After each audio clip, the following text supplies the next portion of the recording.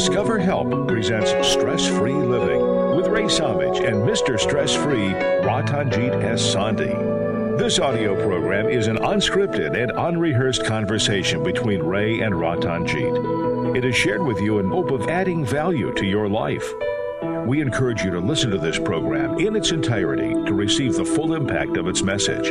Sit back, relax, open your heart, mind, and soul to this edition of Stress-Free Living.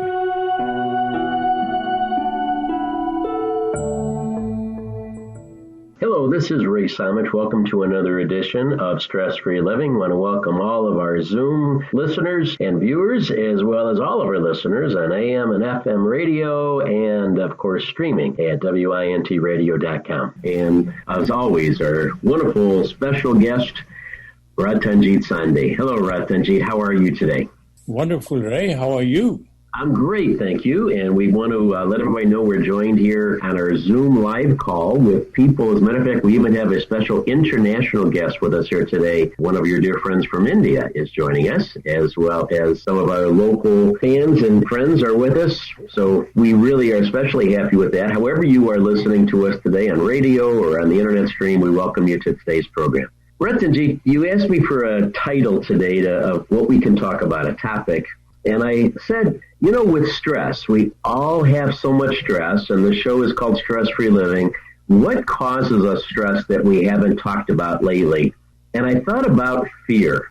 Fear is something that people get really hung up on, and I think the fear of COVID, and our friend from India is still experiencing that, as India still has very high levels of it. Fortunately, it's been down in most of the rest of the world right now. So there isn't as much fear. But that's a perfect example that I think our audience can relate to, because when it was at its peak in this country and other countries, you were extremely fearful, if not for your own life, for your family. So it wasn't as much a matter in my case of fearing for me. It was fearing for my children, who I hope have a long life yet, and my grandchildren, and everybody else. And fear was causing me stress. No question about it. This fear was in my mind, and it was of great concern to me. You know, the last thing you think about before you go to sleep, and in many cases, the first thing in the morning during the heat of COVID. I started thinking, is fear necessary? Is that a part of life that we should embrace? Does it have value to us to have fear? Is that a good thing in life? Or should we be trying to be less fearing of things and look at them different so that we can eliminate that stress from our life? What's your take on the necessity of having fear? Is it a good thing in our life, or is it something we should try to remove? Fear, when it is completely dominating, it can paralyze you. And once you believe something is going to harm you, it does harm you. There was an amazing case it's a real story in U.S. There was a very heinous criminal who was on the death row. So these psychiatrists wanted to do an experiment and got a special permission from the government. And they went to him and said, okay, you are going to be assassinated tomorrow, but we are going to use a cobra. They brought a live cobra and showed him. So this is going to be the reason you are going to die. And so next day, they blindfolded him and tied him up, and then pricked 2 pins in his feet. And he thought that it was a cobra bite. Okay. So now the amazing part is, within half an hour, this man passed away. And when they did the biopsy, they found at autopsy, they found cobra venom in his body without having cobra bite. So our mind is a very powerful tool. It can create chemicals, it can create situations So if the fear becomes so dominating that you are paralyzed, and whatever you perceive is going to happen ends up happening, because we don't recognize the amazing power which exists within us. And because on all my shows, I talked about the power which enlivens us is the divine power. And that has all the resources available to it if we can tap it. So that is one side of it. The other side of it, where fear becomes a driving force, what happens is when you take a situation, a mother who sees her child in a difficult situation. So initially the fear takes over, and then her incentive to protect the child is stronger than the fear. So she will jump all the hoops to protect the child.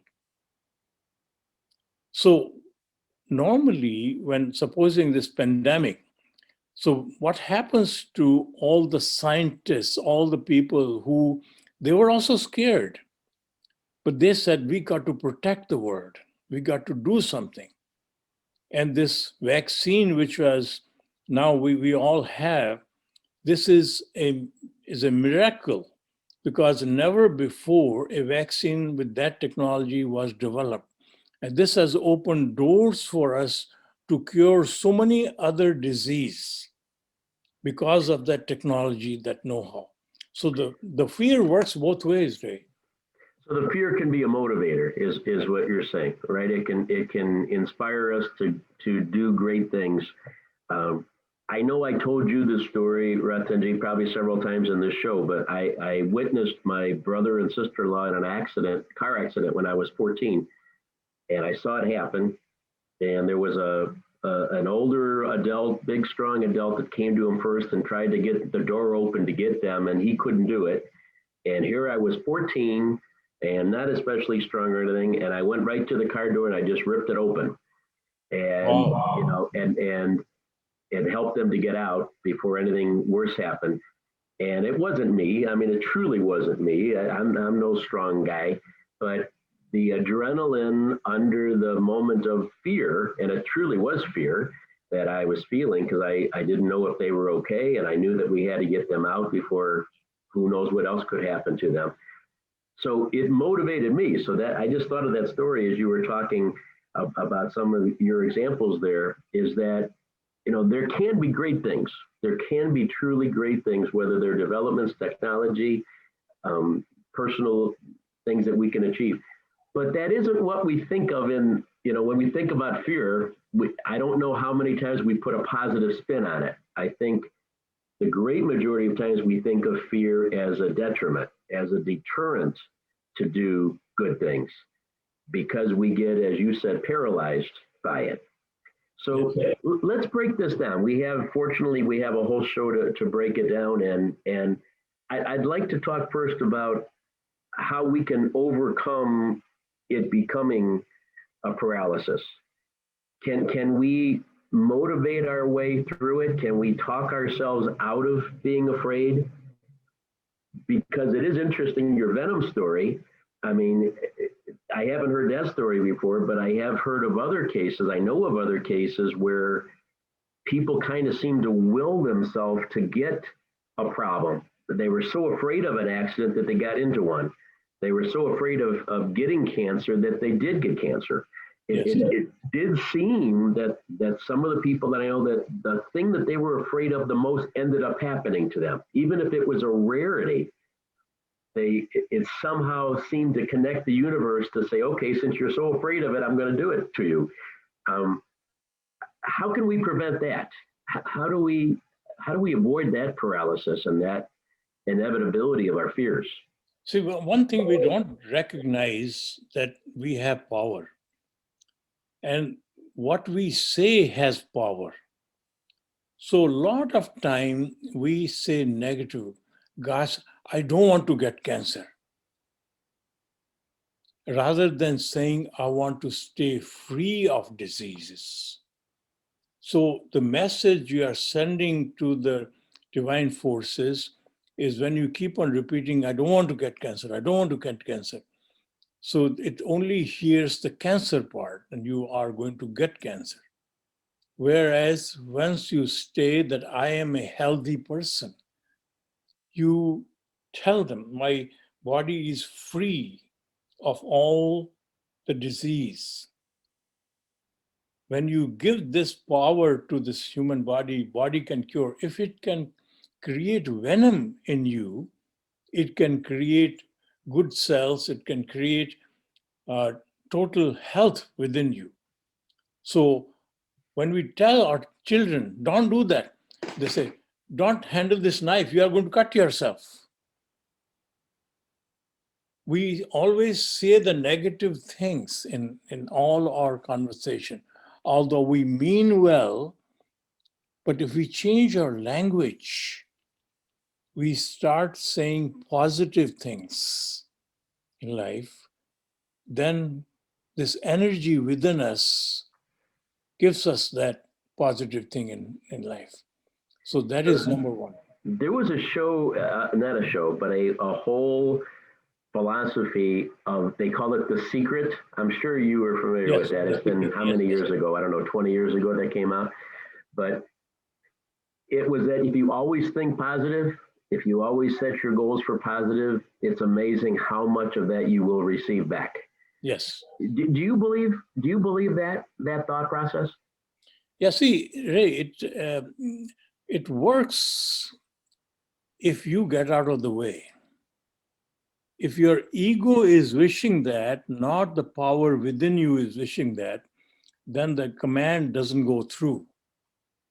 If you are making an effort to be what is in it for me, it is incentive comes from that paradigm, then it doesn't work. But if your incentive comes from giving, if I want to be healthy, to give back to society, to give back to my family, then that incentive will work. The reasoning of what you want is also equally important.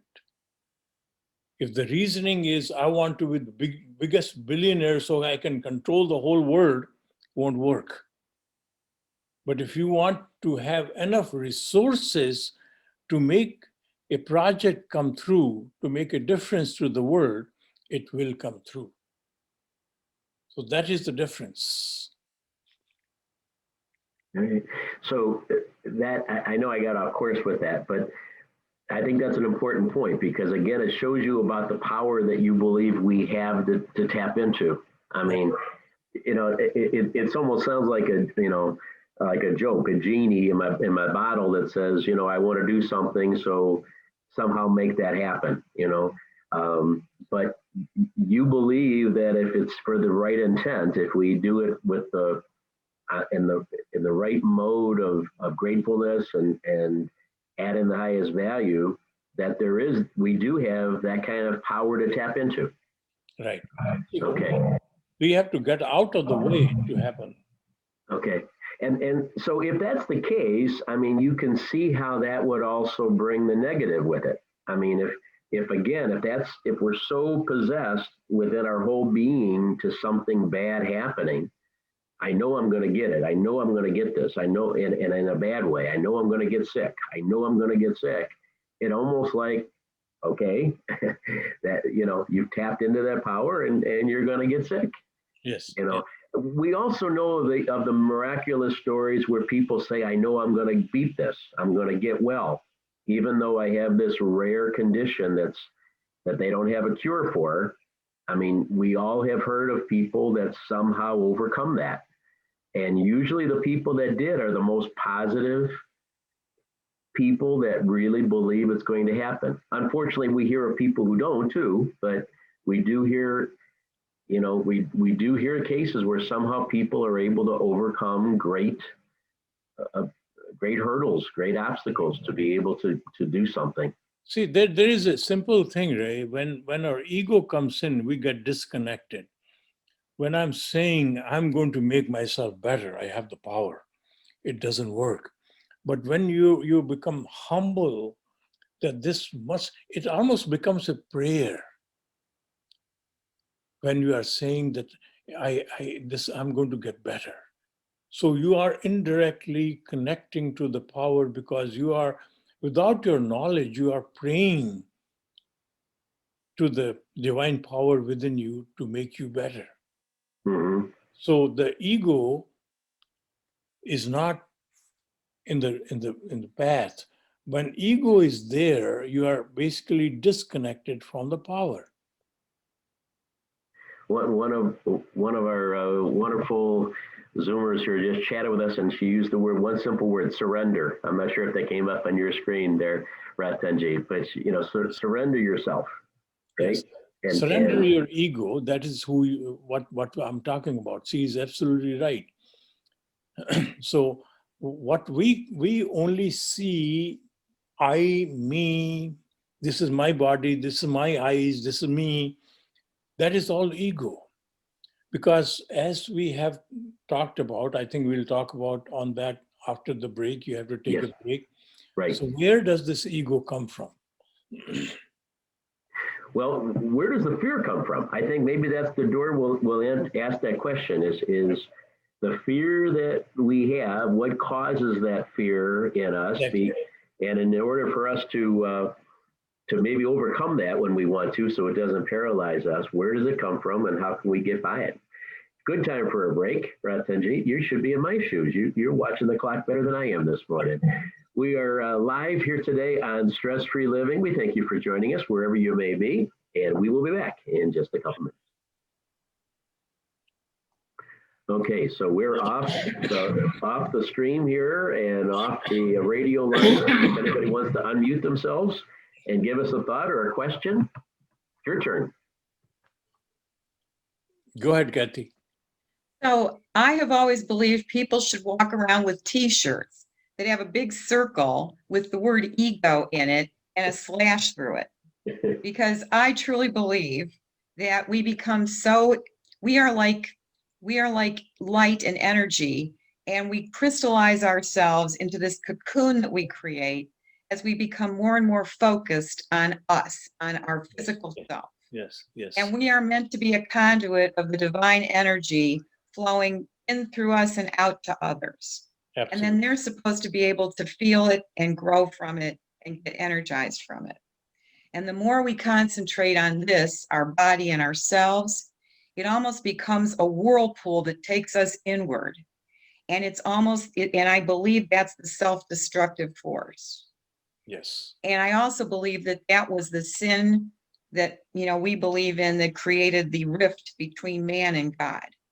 That it was this sense of being so engrossed in the physical that we lost the connection to the spiritual. And as our world becomes more concrete, more materialistic, we're losing more and more of that divine flow. And I truly believe that with my soul, that that's what's happened. And the fear comes in because we've lost the connection to the eternal, to the one, the power, and we feel impotent. We can't deal with anything because we're so into ourselves. We lost it. Thank you, Kathy. Thank you so much. I'm sorry to be rude here, but okay. I just wanted to see, because I know we have about a minute left. Oh, please forgive me. No. That's very insightful and it helps us. Thank you. Oh, you're back already. And we are back on Stress Free Living. That was a quick break. I think we need to take a little longer breaks here during this segment so we can hear from more of our Zoom audience that is joining us here live.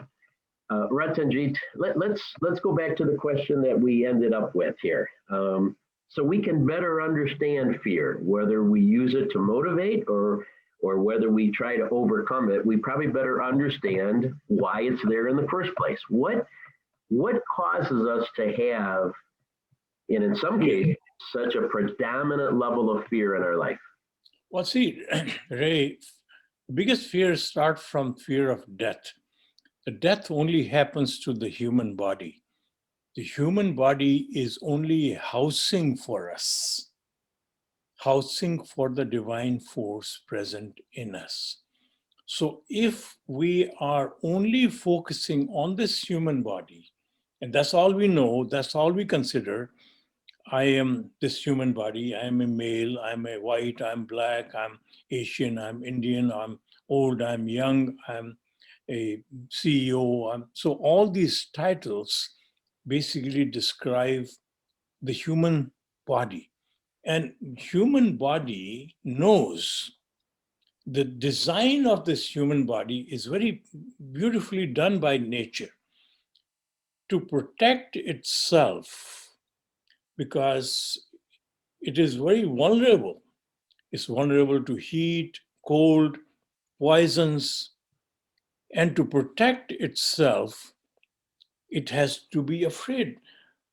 A child doesn't know what is hot. You tell the child not to touch that hot stove. It doesn't know. It goes and touches. And suddenly, if he's burned, now it knows what is hot, right? So he doesn't go and touch that stove again. Right. Because this human body wants to protect itself. So fear is a gift given to this human body. So it doesn't go into areas which are not totally known. And then when we eat bitter food, most of the poisons are bitter. So we spit it because human body knows that bitter can be poison. So human body, if we remain in the human body mode, we are always going to be fear-filled. And this, in the human body mode, I become alone. I'm disconnected from the divine forces, divine power, which is present within us. I'm not aware of that. The divine power is always there because it is the life force. But I'm not aware of it. I take it for granted.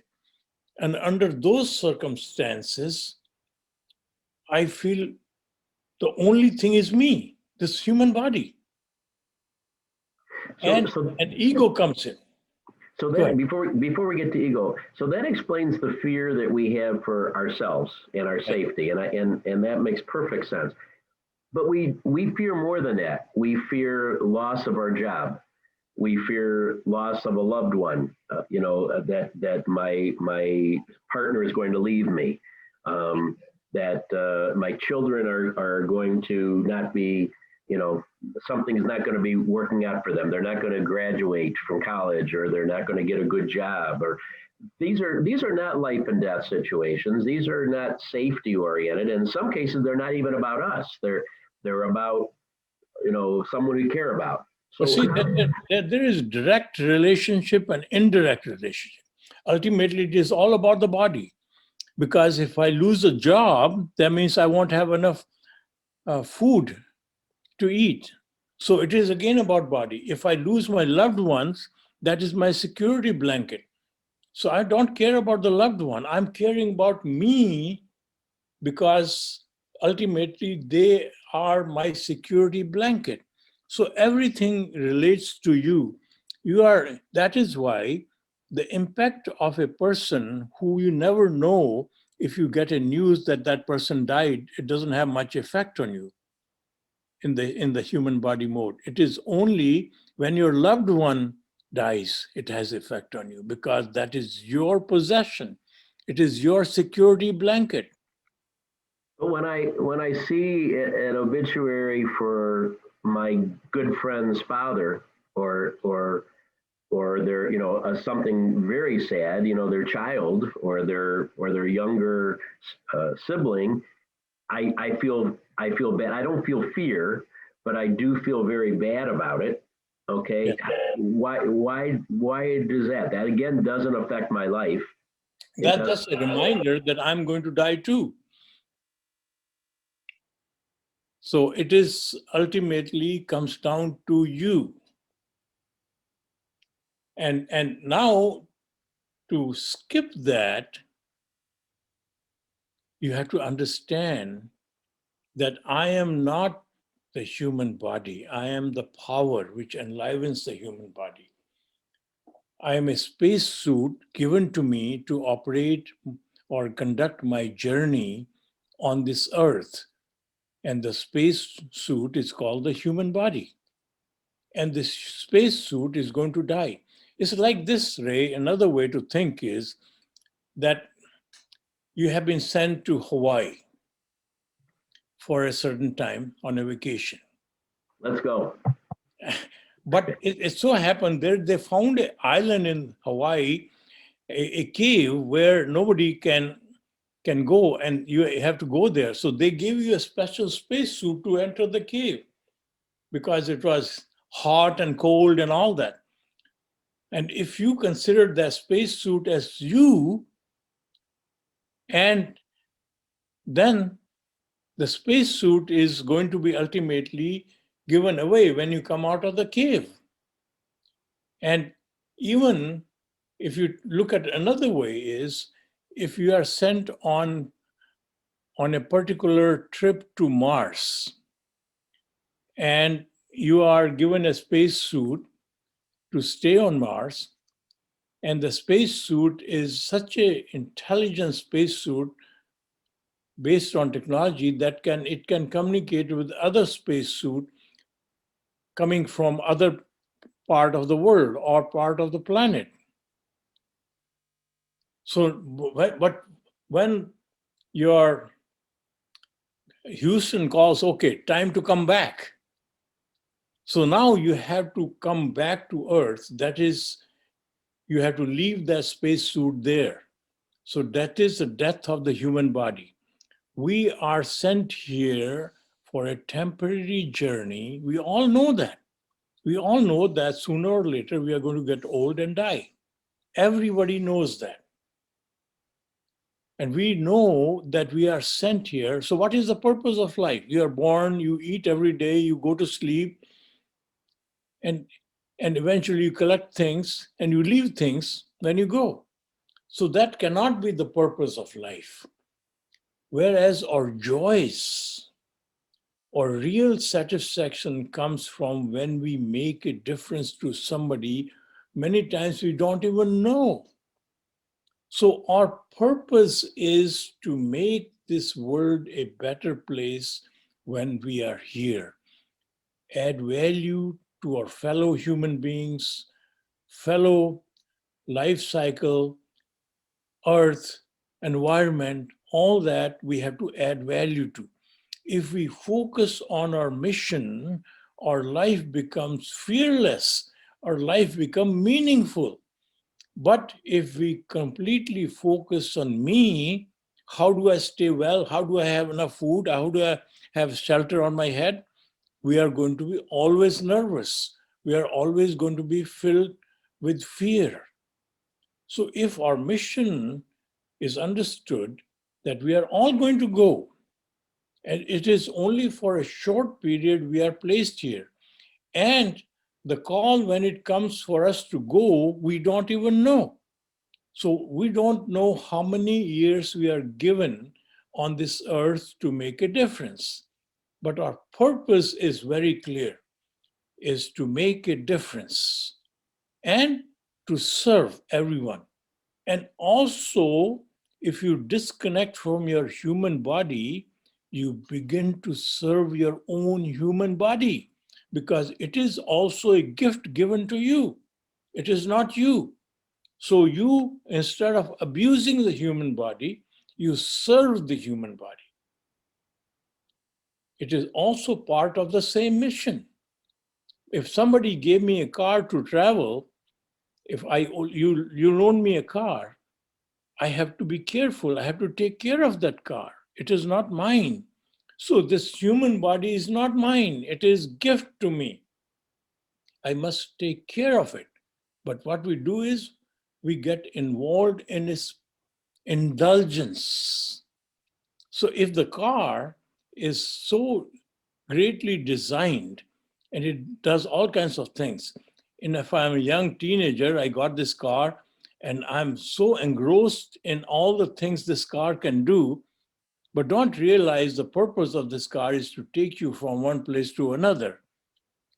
And so if I am engaged in what this human body can do, it tastes so, this thing's good, and all my life is spent on the enjoyment of this human body, rather than utilizing the human body, what it is designed to do to make a difference, then I am going to be always fearful.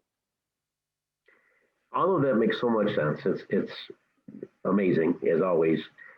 But I'd like to go back to something that I still don't know if I understand, and I think there's probably some audience that maybe was even a little offended by this part of it. So I definitely want to talk it through with you. When we were going back to the idea of why we are afraid for ourselves and our own life and death, and I think everybody can relate to that and understand that we're concerned when bad things happen, even to the say of losing my job, okay, my brain is immediately thinking that, that could be bad for my existence. That could be bad for my income and my ability to have good housing and food and my car I want and all of these things that are bad for me. So I could see how there's, maybe selfishness in there and personal attention. That makes sense. But when we talk about others, when we talk, and I mentioned seeing in a death notice for my friend's child that was tragically taken. And you said that's because it reminds us of our own life and it reminds us of our own possibility of death. I think there's going to be some people that are going to resist that, and including me, because I think it's a genuine compassion that I feel. I truly can put myself in a position and say, gee, how would I feel if I lost my child? And I feel then for my friend, and I talk to my friend about that loss, not because I'm concerned about my own life, but because I genuinely have compassion for them. And it does trigger a fear in me that says, boy, that could happen to me, and I pray that that doesn't happen in my family, if you follow this thought process. No, you're absolutely right, Ray. I'm glad you brought that question. What happens to us, two things go on simultaneously within us. We are in human body mode, and without known to us, we end up moving into the spiritual mode, because that is always there within us. Or true compassion, which you talk about, comes from spiritual mode. And yes, there is a genuine feeling there. But also, don't forget, the human body mode also feels bad, because it reminds that what if it was my child, it'll die, how I will feel, it is mine. So two feelings are going on simultaneously. Yes, there is a part of us which genuinely feels the loss of others. And that is why when you find a stranger going next to you and they slip and fall, automatically go and help them without your concern. You don't even know that person. Right. At that point, this is not about your human body, because what has happened is that your initial being is awakened to help that person. So we are simultaneously operating both phases. Even the criminal, hardcore criminal, has spirituality in them. And even the saint, which we consider saint, has egos in them. They also go into the other side. So we constantly migrate into these two modes. If we consciously make effort to stay in the spiritual mode, we will have better control of our life. If consciously we realize that all our pain and all our fear comes from being in the human body mode, we can begin to take control of our life. That's all we are saying. Thank you. That's a great clarification. When we come back, we have to go to a break. When we come back, I'm going to ask you what might be a very difficult question for most people, but probably not for you. Is part of our fear knowing that we do have this true us, this real us inside, and that we're ignoring it, and that we're going to live our life in this spacesuit and not do what we are intended to do, not really explore the opportunities and the power that is within us that we never allow to shine because we are possessed by our ego. We're possessed by wanting human, tangible, earthy things. And yet we know that we may not have the chance to ever show that real light that's within us. Could that be causing some fear too? And so I pose you that question now so you can think about it over the next couple of minutes. And when we come back from our break, we'll see if Ratanjit has the answer. This is Stress-Free Living. Beautiful question, Ray. Minimizing some of your stress here today. We'll be right back. All right. Darby, welcome. Nice to have you with us here today. If you or Dr. Pushpinder or Vasanthi, am I saying that correct? I apologize if I'm not. Or Kathy, if anybody has a quick thought here, you found out how quick this goes by last time. Does anybody have a quick thought? Darby, you opened up, you unmuted yourself. Do you have an idea? Yeah. Go Hey, ahead. good morning, everyone. Glad to be here. Hi. It's just been a busy time, and Good morning. so I try to listen on the run or whatever. But this morning, Nice I having was you. I've made sure that I got on. So thank you all Thank so much. I get so much from listening to Darby Ratanjit, is and my sister. yeah, Welcome, this welcome, is sister. yeah, this ego thing, and people living in fear and not really living their true life. Well, I'm working on that myself, but you see so much of it. They're just missing out and not adding value to themselves or to others. And that's what I'm describing to do, is add value to myself and others. So thank you. Thank you. Thank you. Thanks for being with us. Thank you. Anyone else thought? We probably have 45 seconds left, I guess. Hi, this is Vasanthi here. Sorry, I was cooking and listening. Okay. So I was on mute and video was off. Yeah, this is the first time I'm listening to Ratanjit Singh ji after a long time. I always wanted to, but 9 o'clock in the morning was a little difficult for me because I'm always doing all these things. So today I am putting on my thing and I'm listening. Thank And you. the last question that you asked, now Ratanjit Singh is going to answer. And that's what has been bothering me for a long time. Like, I don't want my life to go wasted. Thank you so much. Yeah. Okay, we are starting. Yes, we are back on the air live here. Now we are back. We have such great conversations with our local Zoom audience, and but then we're back now to the rest of the world. So Ratanjit, a couple of thoughts that came through them. So I'm going to give you an extra minute before you have to answer my question. Although maybe it's the same. It actually is in the same thought process. Maybe the fear, as Darby has said here, is missing out on life. I loved that phrase that she just used in her own comments. So let's build that into the question that I had asked before the break. Does it come down to the fact that we are fearful that we will have lived our life, or that we will be taken from this earth, and that we missed out on the real purpose of life? Is that creating a fear for us? See, as a chemist, Ray, I understand there's something called free radical. We have heard about free radical in our human body. And free radical is a element which is hungry to react with something. It is unstable until it finds another place where it can latch on to react. So we remain as a free radical till we find our right place.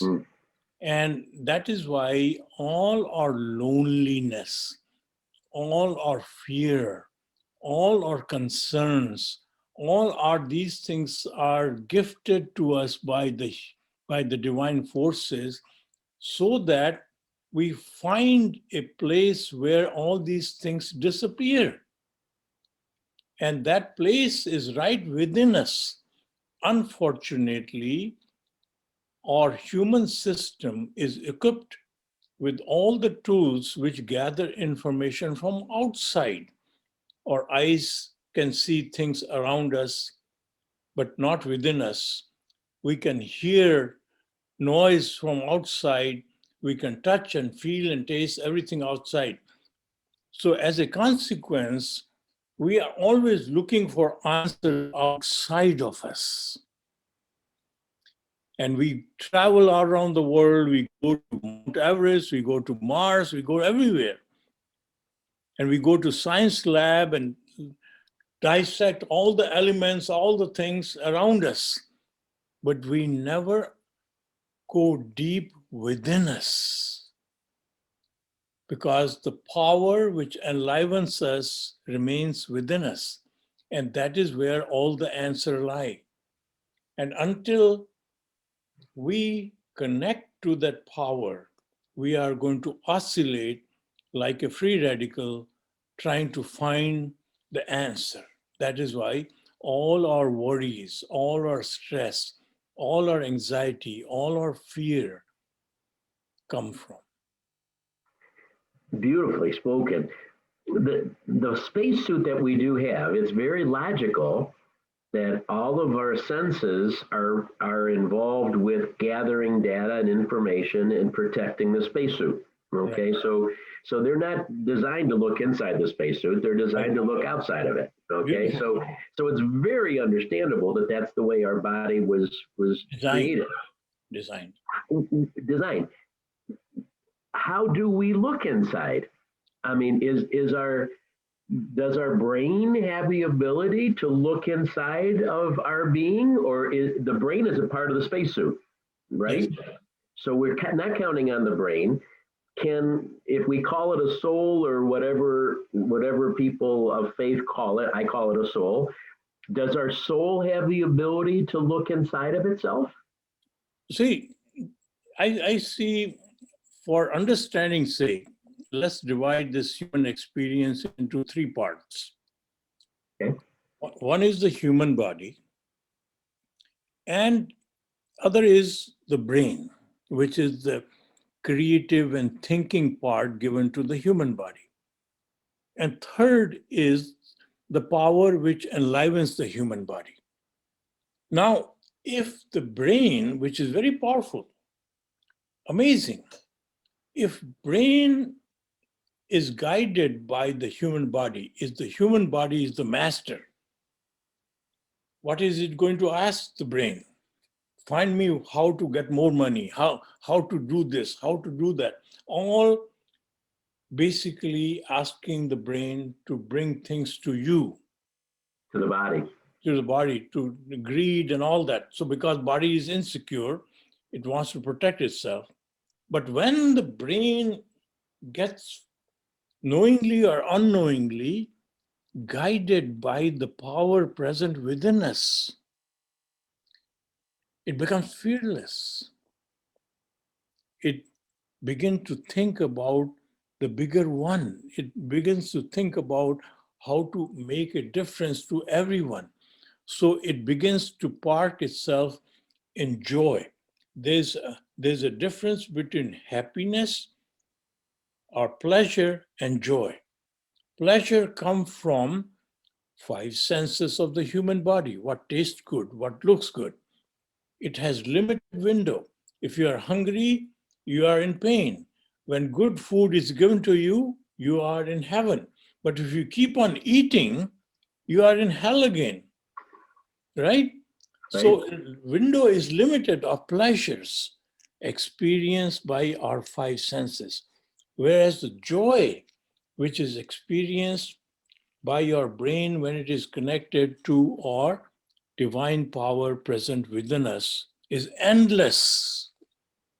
That is why you can have compassion unlimited. See, when your brain is connected to the divine power, at that point, you have no ego, and only at that point you will have empathy. You will be able to hear the words which are not spoken by others. You can feel the pain of others because you are there to make a difference to others. Wow, I'm going to have to digest some of this after the show because you're saying so many things here that make so much sense even to my brain that maybe you're helping to connect my brain to my power within me as opposed to thinking of it just for myself.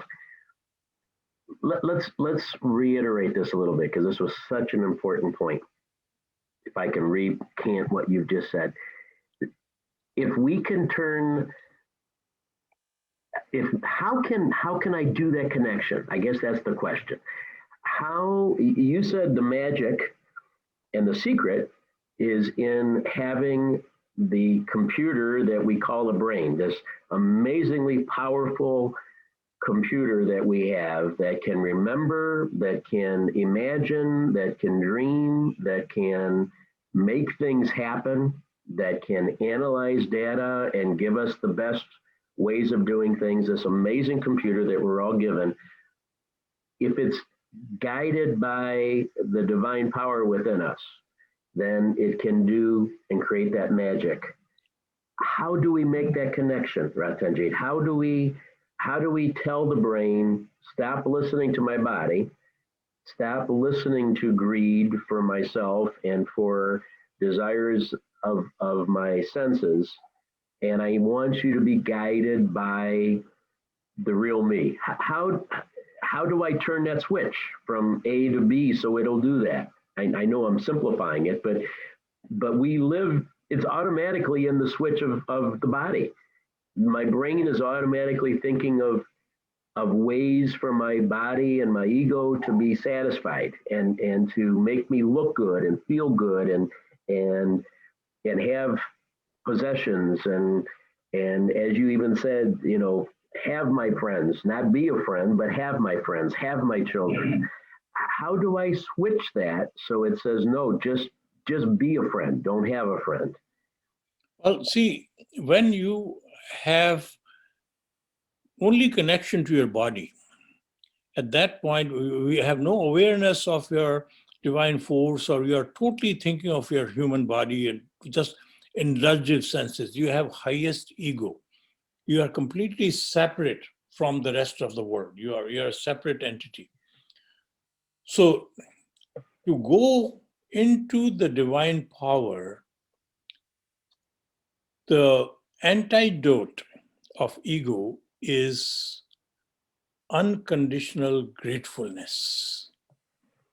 So what happens is gratefulness begins with being grateful for the human body.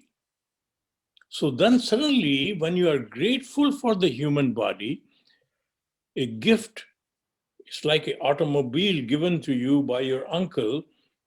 So you are grateful for that automobile, which you are going to drive into. So the human body, if once you become grateful for the human body, psychologically you are not the human body because you are being grateful for it.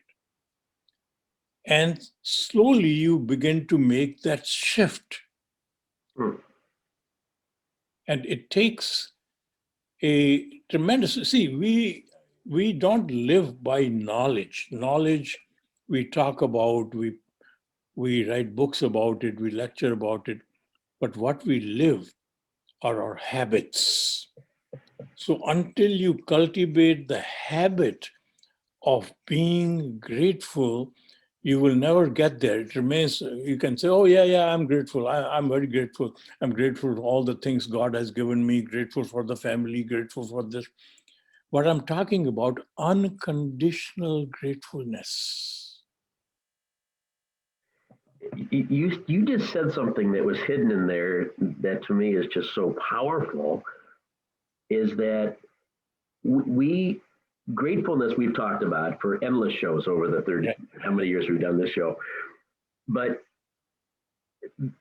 for us to be grateful for something, we actually separate ourselves from that. Right. So for us to be grateful for our body is the first step in actually separating that's not really us. Exactly. That's not really me. It's never dawned on me until this moment, as much as we've talked about gratefulness. If I'm grateful for my body, I realize that the person that I'm saying I'm grateful for the body is not the body. Right. Okay. So you've just separated those two. You've just found a way to make that first step very viable. I can do that. As long as I'm saying, it's like I'm saying I'm grateful for me. I can't be grateful for me. I mean, that's crazy. I am me. But I can be grateful for my body because my body is different than me. It's distinct. Right. So what is it that's grateful for the body? It must be the real me. So I do an exercise every morning when I get up. I stand in front of the mirror. I see this amazing human body. And then I go through in my mind all the great things this human body does. And then I realize, my God, this is gifted to me. Then I bow for this gift. And then I look into my eyes. Now, before I look into my eyes, the breath I take makes me realize this human body is still functioning. So now I look into my eyes and then I see the enlivening power in this human body. And then I bow to the divine power and make myself realize that the breath I take indicates that divine power is still present in this human body. It has life in it. So when I walk around, I keep on taking the breath. It reminds me constantly how grateful I am for this human body all day long. So that is reminder. The breath is the reminder that you should be grateful for this human body. So it automatically parts you into the divine mode. That's again a very achievable concept. It's a very tangible concept to say that we don't think about breathing. We breathe thousands and thousands of times every day automatically without ever thought. If we can get our brain to think about each breath or even an occasional breath, and when we do that, stop and say, thank you for the fact that my spacesuit is breathing, which gives me life and gives me the connectivity to the divine power. And so it's a constant reminder that we need to be grateful, not for ourselves, because we don't deserve it to be grateful for ourselves, but to be grateful for this opportunity to exist within this spacesuit and therefore to have the life to do other things. It's very, very empowering. And I think that does answer the question that I asked originally that says, how do we turn that switch on? How do we realize that we're not me? We're not the body. We are more than that. And once I can get into that mode, now I can start saying, okay, use that same brain that just practiced gratefulness and use that brain to do things for the real me and figure out the best ways of going about today's tasks and not make them be centered on me. You did it. You solved the problem. I knew you'd have the answer to that, Ratanjit. Thank you. Thank you. It is time for us to go. Unbelievable how fast this time goes by. Reminding everybody that we do have our own Stress-Free Living YouTube channel.